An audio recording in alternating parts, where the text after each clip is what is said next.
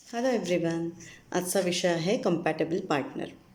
तर कम्पॅटेबल पार्टनरचा अर्थ असा आहे की तो तुम्हाला पार्टनर आयुष्यभर तुम्ही ज्याच्यासोबत राहणार आहात, तर तो पार्टनर त्याचा स्वभाव, त्याचं सगळ्याच म्हणजे त्याचं वागणं बोलणं, त्याचे आचार विचार, तुमचे सगळ्याच गोष्टी बऱ्यापैकी तरी जुळता आहेत की नाही, की तुमचं लाईफ तुम्ही एकमेकांसोबत नीट काढू शकाल. तुम्ही किती एकमेकांना ओळखता त्याच्यावर तुमचं आयुष्य पुढचं ठरतं. आजकाल आता लग्नाच्या आधीच आपलं भेटी गाठी या सगळ्या अलाउड आहेत. सगळेजण फिरायला जातात, बोलतात मोकळेपणाने. तर मला वाटतं ही खरं तर प्लस पॉईंट आहे. पूर्वीसारखं नाही आहे की कोणीतरी लग्न ठरवलं आहे आणि याच मुलाशी किंवा याच मुलीशी लग्न करायचं आहे. तर आपण लग्नाच्या आधीसुद्धा आपण बोलतो, तेव्हा बऱ्याचदा असं होतं की लग्नाच्या आधी आपण बोललेली व्यक्ती आणि लग्नानंतरची व्यक्ती ज्याच्यामध्ये आपल्याला फार वास्ट डिफरन्स दिसतो. आणि मग आपण म्हणतो, मग ते लव्ह मॅरेज असेल तरी तेच वाक्य असतं आणि अरेंज असेल तरी बऱ्यापैकी 6-8 महिने झालेले असतील मध्ये किंवा काय एंगेजमेंटनंतर तरीसुद्धा किंवा वेळ दिला गेलेला असेल की नाही, तुम्ही आधी भेटा, बोला थोडे दिवस आणि मग ठरवा.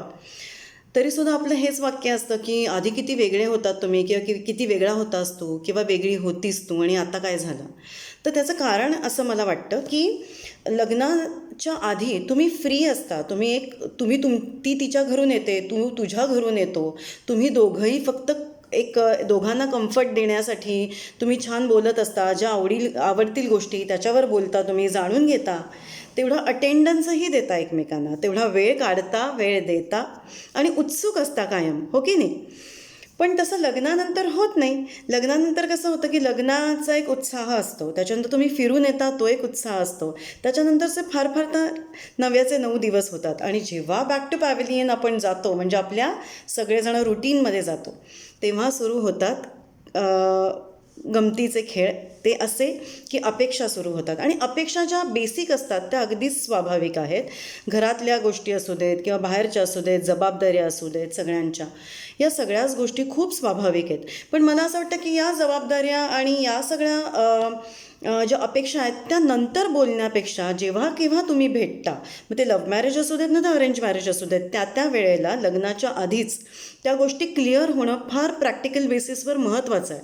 मग ते फायनान्शियल असू देत, नाही तर मग घरातल्या हाऊसकोर असू देत, हाऊसहोल्ड्स असू देत, काहीही असू देत गोष्टी.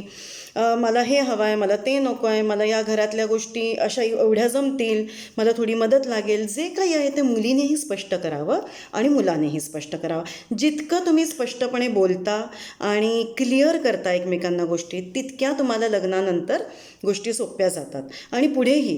कारण मुलं तुम्हाला हवी आहेत की नाही हाही एक मुद्दा मला इथे मांडावासा वाटतो. तो मुद्दा मी वेगळासुद्धा घेणारच आहे एका व्हिडिओमध्ये. पण मूलसुद्धा तुम्हाला हवं आहे की नाही, आणि जर तुम्हाला मूल हवं असेल तर तुम्हाला अजून किती दिवस थांबून ते तुम्हाला प्लॅनिंग करून तुम्हाला पुढे हवं आहे, किंवा मूल नको असेल तर ते घरच्यांना सांगणं आहे आणि दोघांची ती संमती हवी त्यासाठी. तर या सगळ्या गोष्टी खूप खूप खूप मॅटर करतात. मला असं वाटतं की छोट्या छोट्या गोष्टी ज्या वाटतात आपल्याला, त्याच नंतर खूप मोठ्या गोष्टी होतात आणि मग तिथेच खूप कॉन्फ्लिक्ट्स सुरू होतात दोघांमध्ये, द्वंद्व सुरू होतं आणि ते कुठे निघून जातात मग गोष्टी. सो मला असं वाटतं की त्या वेळेला बोललं पाहिजे आणि कम्पॅटेबल पार्टनर तुमचा तिथेच मानसिकता ती तयार होते. कारण तुम्हाला लाँग जर्नी असते टुगेदर आणि मग ती तुम्ही छान जगायला हवी असेल तर ती तेव्हाच आणि त्याच वेळेला व्हायला पाहिजे. बरं, अशा काही केसेस असतात की आईवडिलांनी आणलेली स्थळं असतात आणि त्या वेळेला फार काही बोलणं झालं नसतं, जुजबी बोलणं झालेलं असतं. आईवडिलांबरोबर ती किंवा तो आलेला असतो, तेवढंच काही आतमध्ये किंवा बाहेर गार्डनमध्ये तुम्ही काय अर्धा तास पाऊण तास बोललेले असता, तेवढंच तुमची ओळख असते. त्याच्यावर तुम्हाला असं वाटतं की या मुलामध्ये किंवा मुलीमध्ये काहीच नाही म्हणण्यासारखं नाही आणि तुम्ही हो म्हणता आणि त्याच्यानंतर तुमचा खरा प्रवास सुरू होतो. काही वेळेला असं होतं की सुरुवातीचे दिवस चांगले जातात आणि नंतरचे, काही वेळेला आधीच कळायला लागतात गोष्टी. अशा खूप गोष्टी होतात. असं काही नाही की दरवेळेला तुम्हाला आधीच कळतं. तर अशा वेळेला सुद्धा काय करायचं हे मी पहिल्या काही व्हिडिओजमध्ये पण सांगितलेलं आहे. जर कॉन्फ्लिक्ट्स असतील तर बसून कम्युनिकेशन असणं तुमचं महत्त्वाचं आहे. तुमचं हेल्दी कॉन्व्हर्सेशन, म्हणजे नक्की कुठे खटकतं आहे तर मग त्याच्यामध्ये डिटेलिंग करणं. कम्युनिकेशनचा अर्थ असा आहे की प्रत्येक गोष्ट करताना आपल्या पार्टनरला माहिती पाहिजे. कुठे जाता येता किंवा अजून काही गोष्टी आहेत त्या सगळ्या माहिती पाहिजे. कॉन्व्हर्सेशनचा अर्थ हेल्दी कॉन्व्हर्सेशन, जे बसून तुम्ही एखाद्या टॉपिकवर बोलता, त्याला हेल्दी कॉन्व्हर्सेशन म्हणतात आणि ते असणं खूप गरजेचं आहे. तर या सगळ्या गोष्टी मला असं वाटतं त्यांनीच तुमचं कम्पॅटेबिलिटी येते, तुमच्या आयुष्यामध्ये स्थिरता येते, तुमच्या वैवाहिक आयुष्यामध्ये. आणि ते बोलणं आणि क्लिअर करणं खूप गरजेचं आहे. नंतर कुठलेही गैरसमज राहता कामा नये आणि छोटे मोठे जरी मतभेद झाले तरीसुद्धा तिथेसुद्धा तुम्हाला मग ते अंडरस्टँडिंग असतं, सहवासाने असतं म्हणूयात, किंवा बाकीच्या या सगळा विश्वास आलेला असतो तुम्हाला आत्तापर्यंत, की आम्ही आत्तापर्यंत मोकळेपणाने बोललेलो आहोत, प्रत्येक गोष्टीवर मिळून सोल्युशन काढलेलं आहे. तर याच्यावर सुद्धा काढूयात. जरा थोडेफार मतभेद झाले तरीही तुम्ही पुन्हा शांत होऊन एकमेकांशी बोलायला रेडी होता, कारण तो विश्वास गेन झालेला असतो तोपर्यंत एकमेकांबद्दलचा. तर हे सगळं काही होतं ते तुम्हाला स्टेप बाय स्टेपच सगळ्या गोष्टी मिळतात.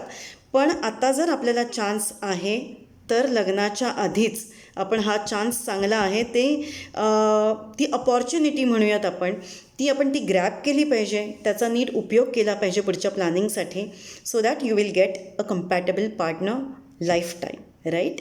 So think on it. आणि नक्की तुम्हाला याच्याबद्दल काही विचारायचं असेल, जर काही गायडन्स हवा असेल किंवा अजून कुठे कॉन्फ्लिक्ट्स होत असतील तुमच्या संसारामध्ये, तुम्ही नक्की मला पिंग करू शकता आणि अपॉइंटमेंटसाठी आणि आपण बोलू शकतो डिटेलमध्ये. Thank you so much.